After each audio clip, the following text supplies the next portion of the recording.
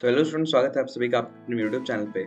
मैं हूं अर्श और आज हम लोग देखेंगे जिस कॉलेज के बारे में रिव्यू करने जा रहे हैं वो है GNIOT।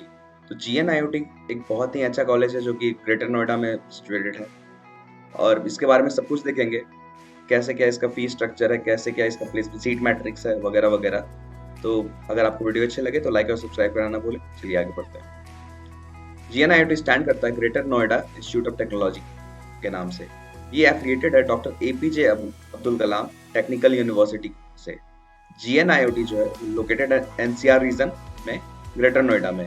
और सबसे अच्छी बात है दोस्तों कि ये नोएडा मेट्रो रेलवे स्टेशन से वॉकिंग डिस्टेंस पे है, तो कनेक्टिविटी में आपको कहीं कोई प्रॉब्लम नहीं होगी। बसेस की सुविधा भी काफी अवेलेबल है नोएडा में, आप उसके भी थ्रू जा सकते हैं। तो काफी एक एक्सेसिबल लोकेशन पे, यानी आप इसे प्राइम लोकेशन भी बोल सकते हैं। लोकेशन वाइज ये बहुत ही अच्छी जगह पे, आपको कहीं कोई दिक्कत नहीं होगी। अब बात करते हैं एलिजिबिलिटी की।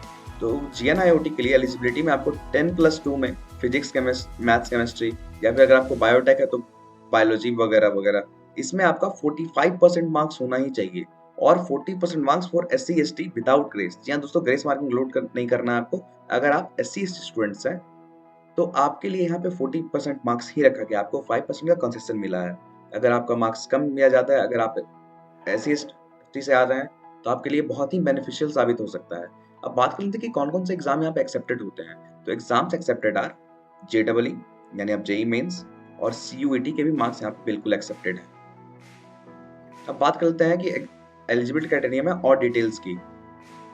सबसे पहला तो आपका, जैसे मैंने आपको बताया कि JEE मेंस का स्कोर, उसके बाद UPSEE की भी स्कोर यहाँ पे अवेलेबल है। और हाँ, एकेडमिक परफॉर्मेंस इन क्लास 12, अगर आपके 12th स्टैंडर्ड में आपने काफी अच्छा एकेडमिक परफॉर्मेंस दी है तो आप उसके भी थ्रू यहाँ पे आ सकते हैं। आपको बस यूपी बोर्ड या फिर 10+2 लेवल का कोई भी एग्जामिनेशन पास करना होगा। और वो आपको 12th के बाद ही, अगर आप कॉलेज खोज रहे हैं तो 12th के बाद ही आप ऑब्वियसली खोज रहे होंगे, तो यहाँ पे आपका पास होना जरूरी है। जैसा कि मैंने आपको बताया, 45% मार्क्स SC ST के लिए, और 2 कंपलसरी सब्जेक्ट यानी फिजिक्स और मैथ्स, एक ऑप्शनल सब्जेक्ट हो सकता है बायोलॉजी या केमिस्ट्री। तो आपको इसमें 45% मार्क्स चाहिए। ऐसे आपको 40% ही चाहिए, जैसा कि मैंने आपको बताया। यानी आपका कैटेगरी वाइज मार्क्स यहाँ पर मतलब इम्पोर्टेंट हो जाता है। 50% marks for other category candidate. जी हाँ दोस्तों, सब कुछ यही रहेगा, यानी आपका 2 compulsory subject physics and mathematics और एक ऑप्शनल सब्जेक्ट मिला करके आपका 50% मार्क्स यहाँ होना ही चाहिए फॉर जनरल कैंडिडेट्स। अब बात कर लेते हैं सबसे जरूरी कि सीट मैट्रिक्स का क्या है।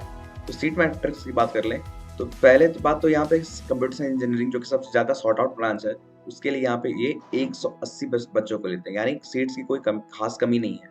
Computer science engineering, IoT, internet of things, इसके लिए 60 है। Computer science engineering, artificial intelligence और मशीन लर्निंग, इसके लिए आपको 60 है। BTech, इंफॉर्मेशन टेक्नोलॉजी, ये फिर दोस्तों 120 सीट है, यानी जितना ये दोनों कंबाइंड है उतना ये अकेला है। इलेक्ट्रॉनिक्स एंड कम्युनिकेशन इंजीनियरिंग, यहाँ पे 90 है। और बात कर लेते हैं 4 ब्रांचेस की, यानी सिविल, मैकेनिकल और इलेक्ट्रिकल इंजीनियरिंग की, तो यहाँ 60 सीट्स है, यानी कोर का भी यहाँ पे एक अच्छा ऑप्शन आपको मिलता है। अब बात कर लेते हैं फीस स्ट्रक्चर की। तो फीस स्ट्रक्चर में जैसा कि आप देख लें तो यहाँ पे चारों ईयर का दिया हुआ है, first year, second year, third year and fourth year. तो फर्स्ट ईयर का टोटल फीस जो आपका बन के आता है वो 1,49,400। ये धीरे धीरे घट जाता है क्योंकि यहाँ सिक्योरिटी अमाउंट भी रहता है। अगर आप सिक्योरिटी अमाउंट ऐड कर लें तो चारों ईयर की आपकी फीस सेम है। फीस का कैसा ब्रेकअप है ये आपके स्क्रीन पर डिस्प्ले कर दिया गया है। फीस में आपका tuition fee, registration fee, department, society and cultural techno activity fee, certificate and PDP fees, student welfare and career development fee भी रहता है। तो ये मिला करके आपका टोटल इतना अराउंड 1.5 लाख से करीब हो जाता है।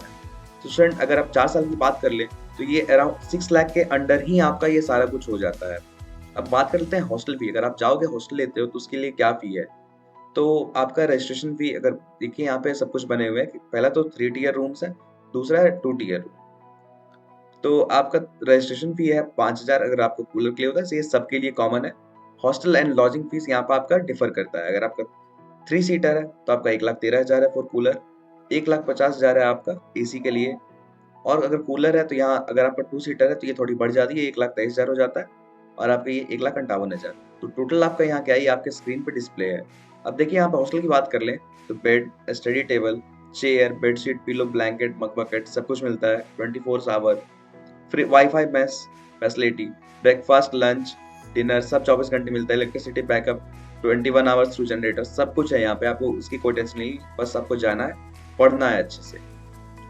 अब बात करते हैं बीटेक प्लेसमेंट की, आखिर जिस कॉलेज में जा रहे हैं वहाँ पे प्लेसमेंट सिनेरियो कैसा है।